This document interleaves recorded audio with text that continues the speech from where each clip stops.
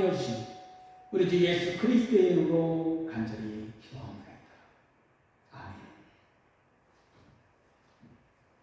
모두 일어나셔서 오늘 주신 주님의 말씀을 기쁨으로 받으시기 바랍니다. 오늘의 말씀은 마태복음 13장 31절에서 33절, 44절에서 52절 말씀입니다. 우리 서로가 한 절씩 나누어 읽고 마지막 52절은 한 마음으로 봉독하겠습니다. 합독하겠습니다. 제가 먼저 읽겠습니다. 예수께서 또 다른 비유를 들어서 그들에게 말씀하셨다. 하늘나라는 겨자씨와 같다. 어떤 사람이 그것을 가져다가 자기 밭에 심었다. 겨자씨는 어떤 씨보다 더 작은 것이지만 자라면 어떤 풀보다 더 커져서 나무가 된다. 그리하여 공중의 새들이 와서 그 가지에 깃들인다. 예수께서 또 다른 비유를 그들에게 말씀하셨다. 하늘나라는 물과 같다. 어떤 여자가 그것을 가져다가 가루 서말 속에 살짝 섞어 넣으니 마침내 온통 부풀어 올랐다. 하늘나라는 밭에 숨겨놓은 그물과 같다. 어떤 사람이 그것을 발견하면 제자리에 숨겨두고 기뻐하며 집에 돌아가서는 가진 것을 다 팔아서 그 밭을 삽니다. 또 하늘나라는 좋은 진주를 구하는 상인과 같다. 그가 값진 진주 하나를 발견하면 가서 가진 것을 다 팔아서 그것을 삽니다. 또 하늘나라는 바다에 그물을 던져서 온갖 고기를 잡아 올리는 것과 같다.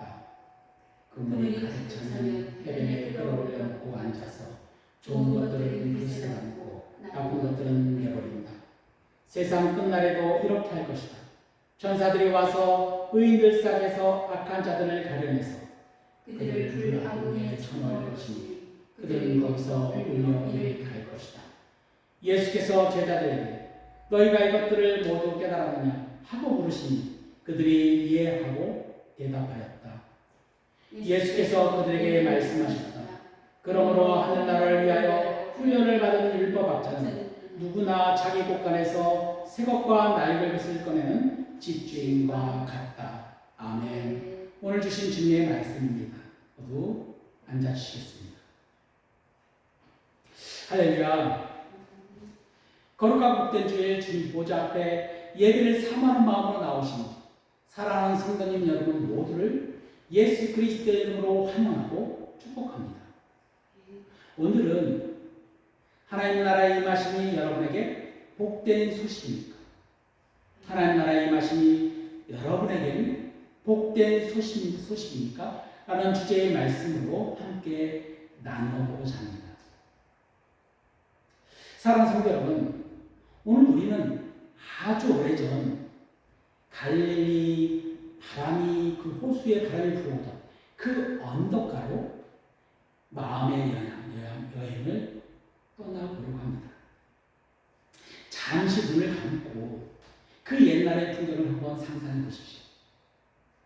햇살이 내리쬐는 바닷가, 땀 냄새와 피린내가 섞인 옷을 입은 농부들과 어부들, 그리고 가난과 병마에 지쳐 하루하루를 겨우 견뎌내던 이들이 때를 지어 모여 있었습니다. 그들의 눈빛은 어딘가 허기와 절망으로 가득 차 있었습니다. 거대한 거대한 로마 제국이 압제와 핍박, 그리고 유대 종교 지도자들의 무거운 율법적인 그치, 그리고 내일을 기약할 수 없는 고단한 삶, 그들에게 세상은 결코 따뜻한 곳이 아니었습니다. 그런데 그 가난한 이들의 입과 입을 통해서 전해지는 이상하고도 가슴을 뛰는 한 자락의 소문이 들려옵니다. 그 소문은 바로 복음, 헬라어로 유앙겔리온이라고 부르는 복된 소식이었습니다. 당시 사람들에게 이 유앙겔리온은 왕이 전쟁에서 승리했다는 소식이나 제국의 새로운 황제가 즉위했을 때 온 나라에 선포된 기쁜 소식을 뜻했습니다. 하지만 갈릴리의 가난한 이들에게 찾아온 복음은 전쟁의 승리나 황제의 즉위 소식이 아니었습니다.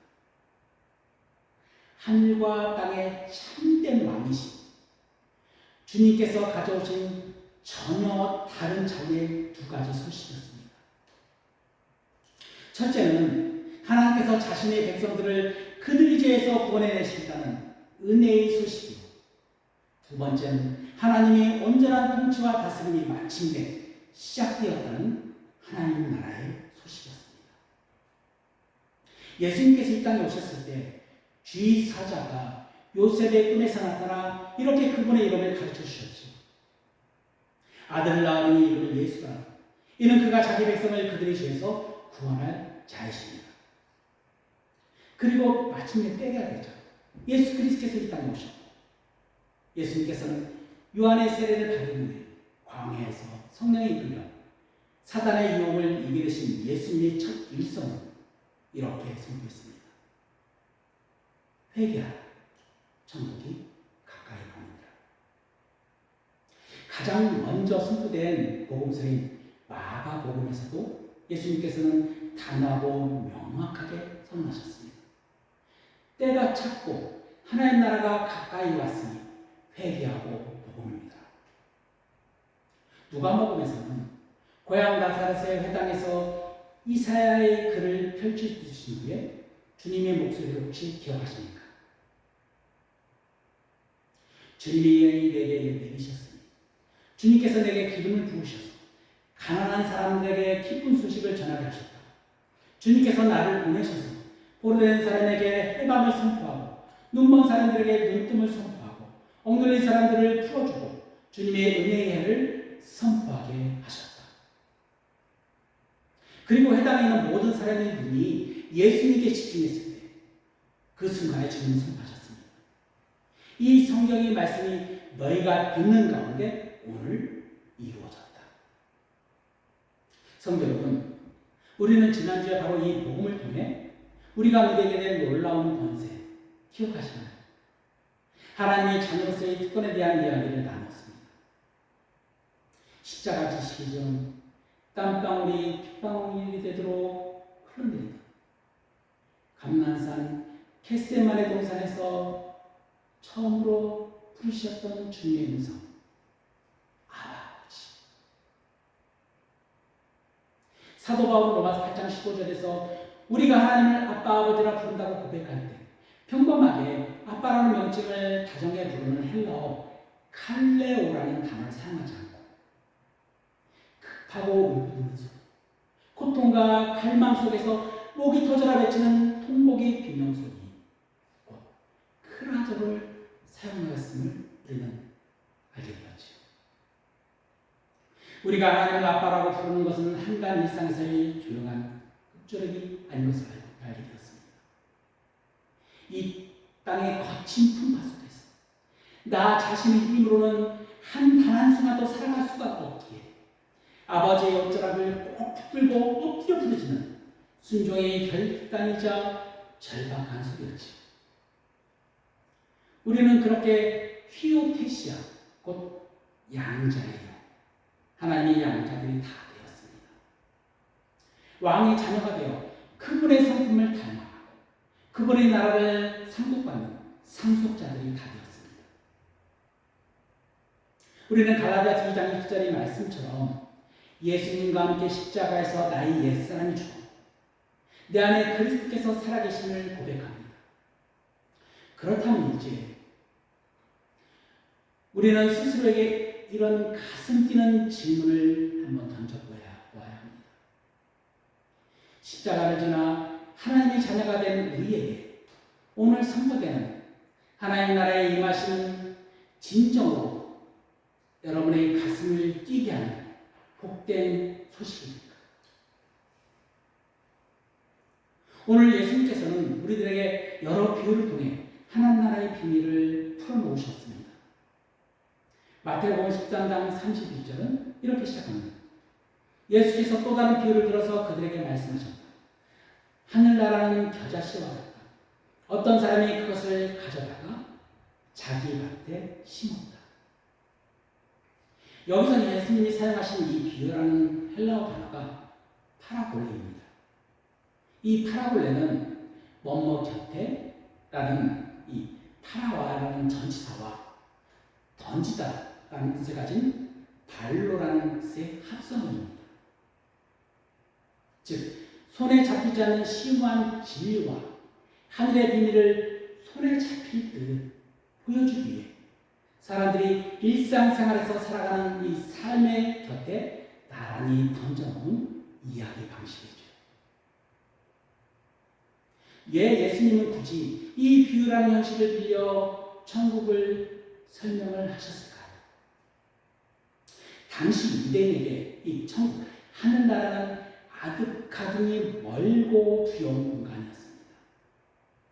사람이 죽으면 선인이든 악인이든 땅속 깊은 곳, 건널 수 없는 거대한 구렁텅이가 존재하는 스월, 하데스에 내려간다라고 전과 생각했습니다. 그리고 그렇게 믿었습니다. 예수님께서 비유하신 부자와 거지 나사로의 비유처럼 말이죠. 보통의 인간은 하늘로 올라갈 수 없으며 오직 에녹과 엘리야만이 아주 특별한 이들만 올라갔다가 마침내 주님의 심판의 날에 다시 내려온다고 생각했습니다. 유대인들에게 하늘은 감히 손댈 수 없는 장엄하고 거룩한 너무나도 먼 하나님만의 세계였습니다.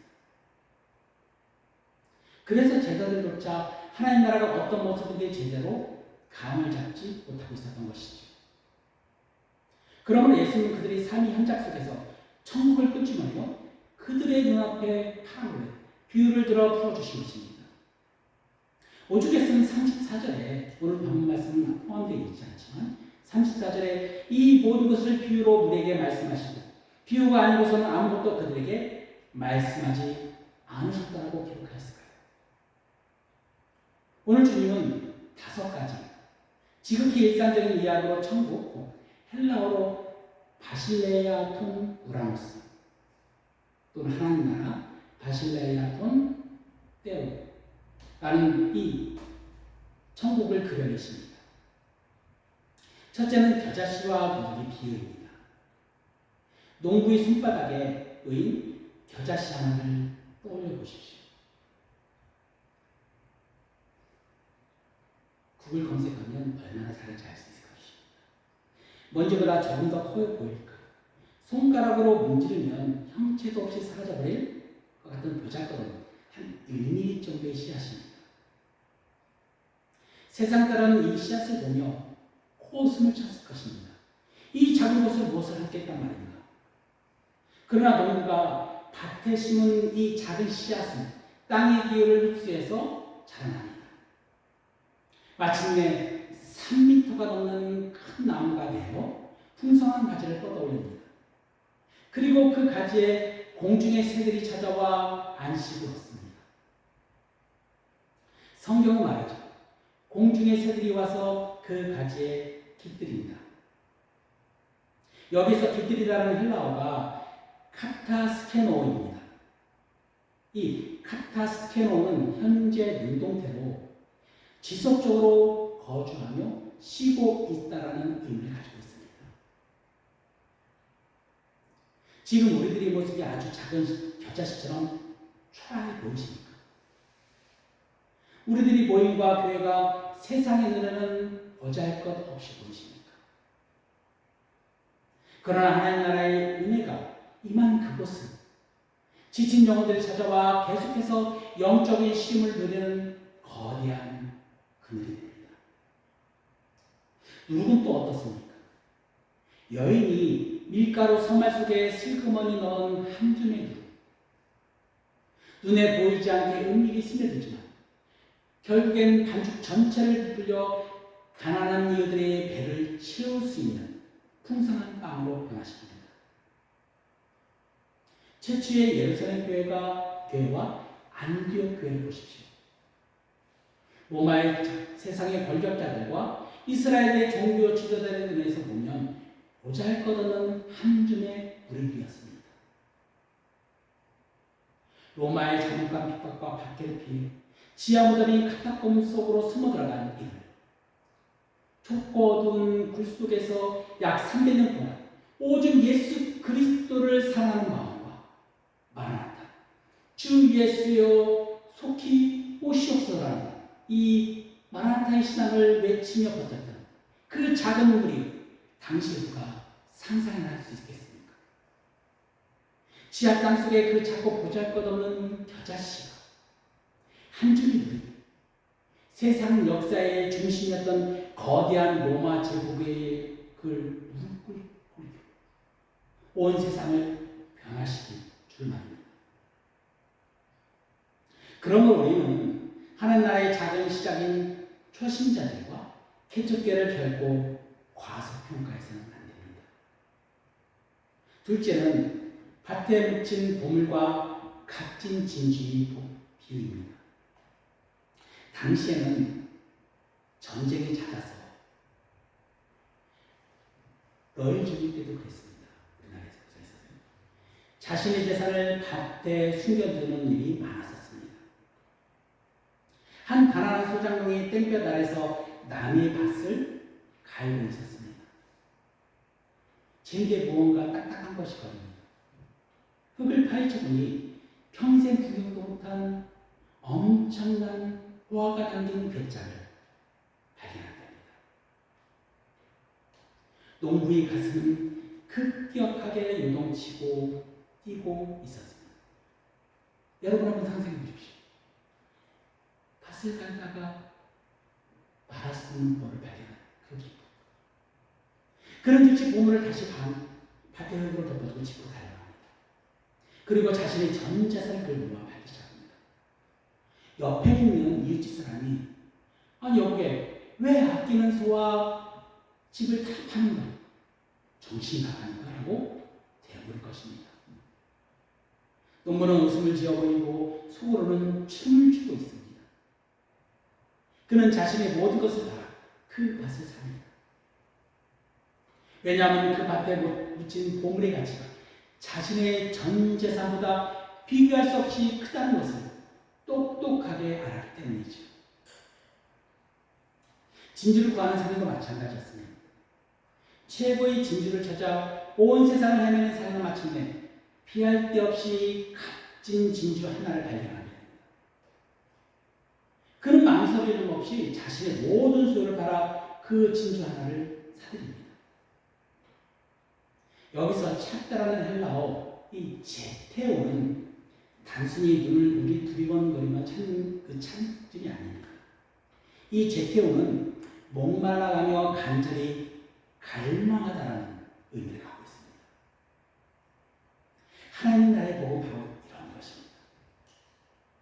최고의 가치이신 예수 그리스도를 발견한 자, 그 복음의 귀중함과 소중함을 아는 자는 세상에 어떤 고난이나 환난이 찾아와도 그 마음속에서는 기뻐하고 또 기뻐합니다. 혹시 여러분은 그 기쁨을 잊어버리셨습니까? 세상의 기득권과 재물을 기도하고 기꺼이 주님을 따르는 참된 제자의 길을 걷게 됩니다. 셋째는 바다에 던진 그물의 비유입니다.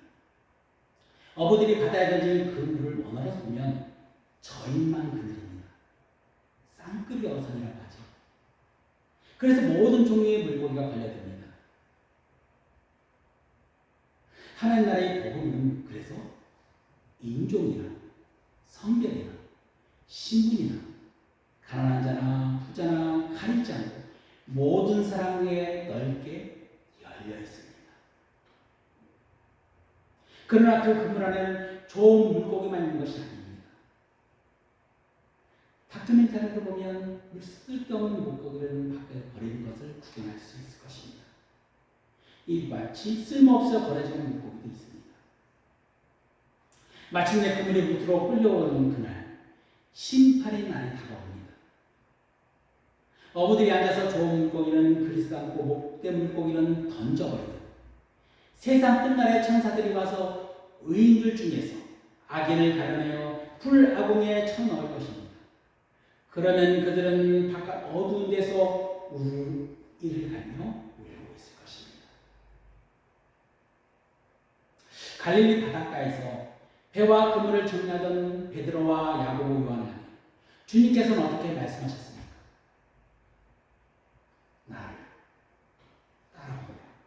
내가 너희를 사람을 낳는 어부가 되게 할 것이다.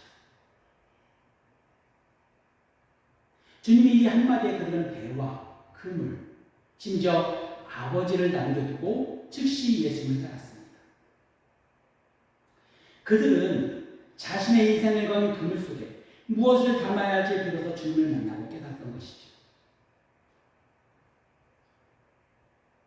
이렇게 5가지 비유를 마친 후 예수님은 제자들을 지그시 바라보며 부르셨습니다. 너희가 이 모든 것을 깨달았느냐? 제자들은 단계에 대답했죠. 예, 그렇습니다. 그때 제자들은 그제서야 주님께서 거룩한 사명을 그들에게 맡기십니다. 오늘 마지막 51절 말씀입니다. 그러므로 하나님 나라를 위하여 훈련을 받은 율법학자는 누구나 자기 곳간에서 새 것과 낡은 것을 꺼내는 집주인과 같다. 여기서 율법학자를 언어로 그람메투스라고 합니다. 이 그람메투스는 글을 쓰고 기록하며 말씀을 깊이 연구하는 학자들을 뜻합니다.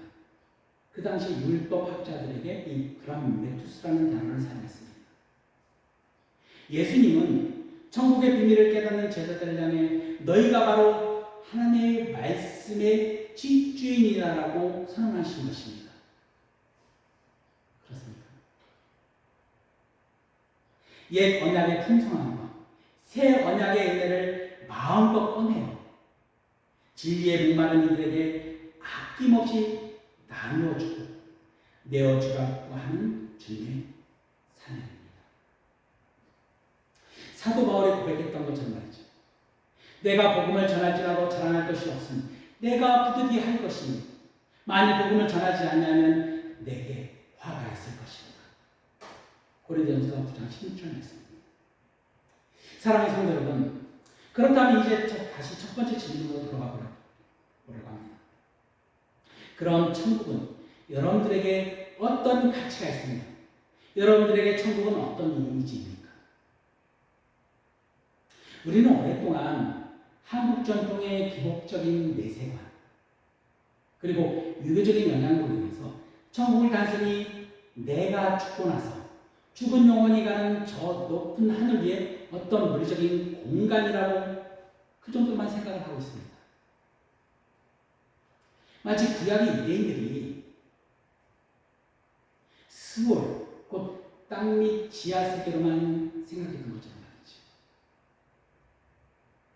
저는 여기서 미국 신학교 교수이자 감리교 목사인 크리스토퍼 모스가 쓴 천국을 다시 묻다, 부제로는 복음의 소식을 다시 듣기 위해서 나온 신학적인 통찰을 통해 우리 마음속에 갇혀있던 천국의 개념을 깨뜨리고 성경이 말하고 있는 진정한 하나님 나라의 4가지 특징에 대하여 나누어보고자 합니다. 첫째는 하늘, 천국은 공간이 아니라 하나님이 땅으로 오셔서 활동하시는 방향을 뜻합니다. 성경의 산을 뜻하는 히브리어 샤마이과 헬라어 우라노스는 성경에서 무려 675번이나 기록하고 있습니다. 모스 교수는 말하죠. 천국은 저 멀리 떨어져 있는 정적인 장소가 아니라 하나님의 친 인간의 삶 속으로 뚫고 들어오시는 움직임과 방향이라고 말합니다. 빌립보서 2장 7절은 성이 신하신 예수님을 향해 오히려 자기를 비워 종의 형체를 가지사 사람들과 같이 가셨다라고 증언합니다. 즉, 이 자기 비유, 이 헬라어로 케노시스라고 하죠. 케노시스는 하나님의 자발적인 자기 제한입니다. 홀로 영원하시고 온전하신 하나님께서 자신을 창조한 인간을 너무나도 사랑하셔서 당신의 영원성 속에 시공간이라는 우주를 창조하시고 그 안에 자신을 낮추시고 들어오신 사건이 무슨 사건이죠? 성육신의 사건입니다. 창세기 1장 2절을 보십시오. 땅이 혼돈하고 공허하여 어둠이 깊이 있고 하나님의 영원 수면 위에 운행하시니라. 영원하신 하나님, 그 하나님께서 이 온 우주를 품고 계시는 것을 상상해 보십시오. 그 거룩한 케모시스. 그러므로 천국은 죽음 위에 비로소 시작되는 것이 아닙니다. 왜냐하면 예수님께서 성육신으로 이 땅에 오심으로 인하여 하나님 나라가 이미 우리 곁에 바짝 다가왔기 때문이죠. 주님은 말씀하셨습니다. 누가복음 17장 21절에 하나님 나라는 눈으로 볼 수 있게 임하는 것이 아니라 또 여기 있다 저기 있다도 못하느니 하나님 나라는 너희 안에 또는 너희 가운데 있느니라. 하늘을 하나님이 우리에게 오시는 방향으로 이해할 때 지난주에 탕자의 비유를 말씀드렸죠. 이 누가복음 15장에 있는 탕자가 고백한 내가 하늘과 아버지께 죄를 지었사오냐는 이 고백이 완전히 새로운 의미로 다가옵니다. 여기서 죄는 저 멀리 있는 어떤 법을 어긴 것이 아닙니다. 지금 나에게 생명을 주시려고 다가오시는 하나님의 생명의 길을 거절하고 내 고집대로 길에서 벗어난 아두람이 바로 죄라는 사실이죠. 그래서 헬라어 죄계인 하마티아는 관역에서 벗어난 하사를 가르치고 있는 것입니다. 둘째, 하늘은 하나님에 의해 창조된 피조물입니다. 창세기 1장 1절은 이렇게 선포하죠.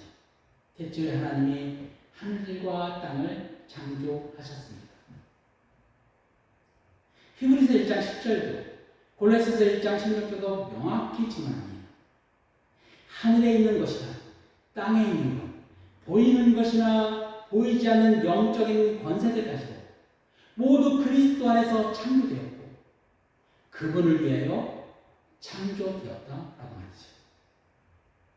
이것이 우리에게 왜 복된 소식입니까? 하늘조차도 하나님의 피조물이 우리가 이 땅에서 맞닥뜨리는 그 어떤 절망적인 상황이나 파괴적인 세력도 결코 창조주 하나님의 손께서 벗어날 수 없다는 사실입니다. 사도 바울이 로마서 8장 37절 39절에 목청껏 외쳤던 그 담대한 고백을 기억하십니까? 제가 한번 읽어보겠습니다. 우리를 사랑하시는 이로 말미암아 우리가 넉넉히 있느니라. 내가 확신하노니 사망이나 생명이나 천사들이나 권세자들이나 현재이나 장래이나 능력이나 높음이나 깊음이나 어떤 피조물이라도 우리를 우리 주 예수 그리스도 예수 안에 있는 하나님의 사랑에서 결코 끊을 수 없느니라. 셋째, 하늘은 거룩한 공동체이자 사회입니다. 다니엘서 7장 10절에서 보면 하나님은 홀로 하늘 보좌에 계시지 않습니다. 수천 수만의 천상의 존재들과 함께 거하시며 심판의 책을 펼쳐져 있습니다. 이렇게 기록하고 있죠. 수종 쓰는 사람이 수천이요 모시고 서 있는 사람이 수만이었다. 심판이 시작되었는데 책들은 펴져 있었다. 사도 바울도 역시 빌립보서 3장 20절에 이렇게 선언하죠. 그러나 우리들은 시민권은 하늘에 있는지라. 믿으십니까? 시민권을 뜻하는 헬라어 폴리테이아는 이 정치적인 뜻을 갖고 있습니다.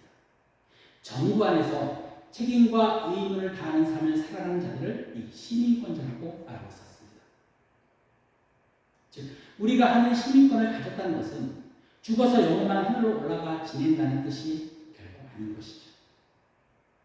우리가 이 땅에 살아가는 동안 하나님 나라는 거룩한 공동체의 하나님 나라의 거룩한 공동체의 일원으로서 책임과 의무를 다하며 살아간다는 뜻입니다. 그래서 폴티는 인간, 그리스도인들을 하나님께서 책임적, 이 땅의 책임적 존재로 부르셨다라고 결론내고 있습니다.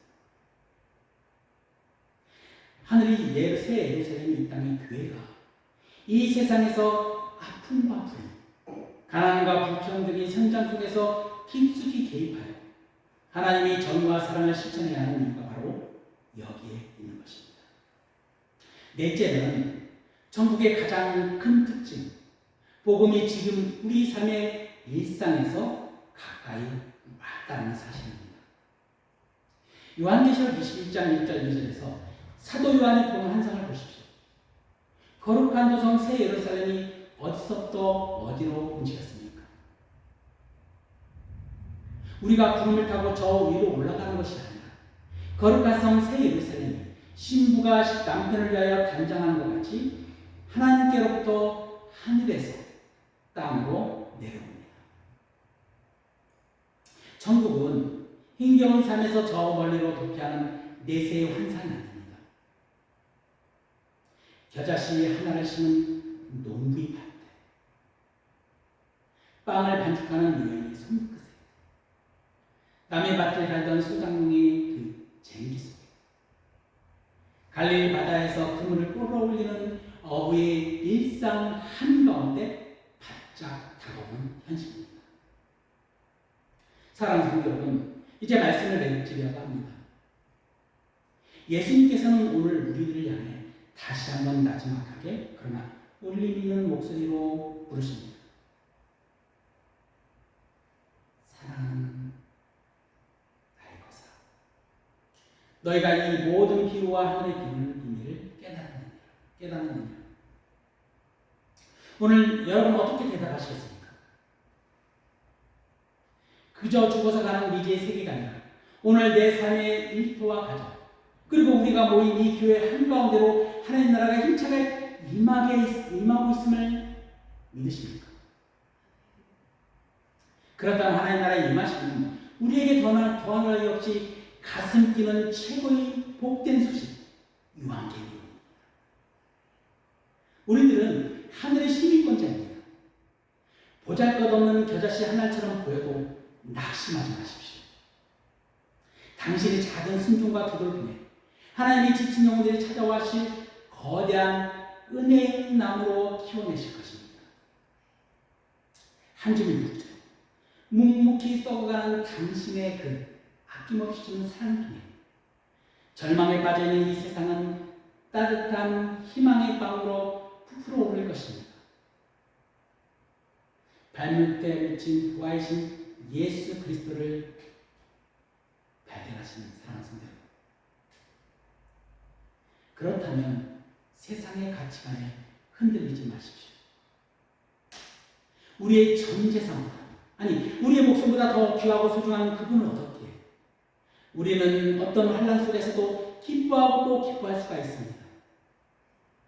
천국을 먼저 맛본 말씀의 집주인 여러분,